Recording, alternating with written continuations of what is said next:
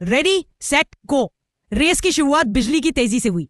Rocky ने एक झटके में अपनी पूरी ताकत लगा दी और धूल उड़ाता हुआ आगे निकल गया। कुछ ही सेकंड में वह इतना आगे निकल चुका था कि तब्बू उसे आंखों से ओझल हो गया।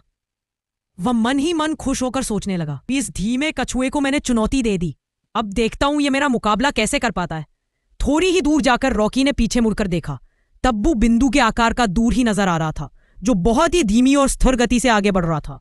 रॉकी को अपनी जीत पक्की नजर आने लगी। इसको तो आने में घंटों लग जाएंगे, इतनी जल्दी में क्या है? थोड़ी सी झपकी ले लेता हूं, उसने सोचा और सड़क किनारे एक छायादार पेड़ के नीचे आराम से लेट गया। जल्दी ही उसकी आंखें बंद हो गई और वह गहरी नींद में सो गया।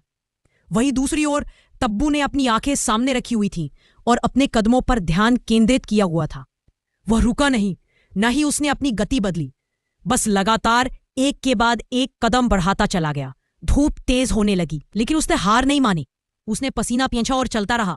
जब रॉकी की आंख खुली तो सूरज आकाश में काफी ऊपर पहुंच चुका था। उसने अचानक याद किया कि वह तो एक रेस में है। उसने तुरंत उछलकर सड़क पर नजर दौड़ाई। तब्बू कहीं नजर नहीं आ रहा था। अरे नहीं, कहीं वह एक बुरा ख्याल आते ही वह बिजली की तेजी से फिनिश लाइन की ओर दौड़ पड़ा। लेकिन तब तक बहुत देर हो चुकी थी।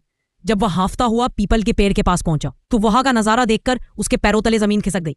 तब्बू पेड़ की जड़ के पास आराम से बैठा हुआ था और जानवरों की भीड़ उसे घेरे हुए जीत का जश्न मना रही थी।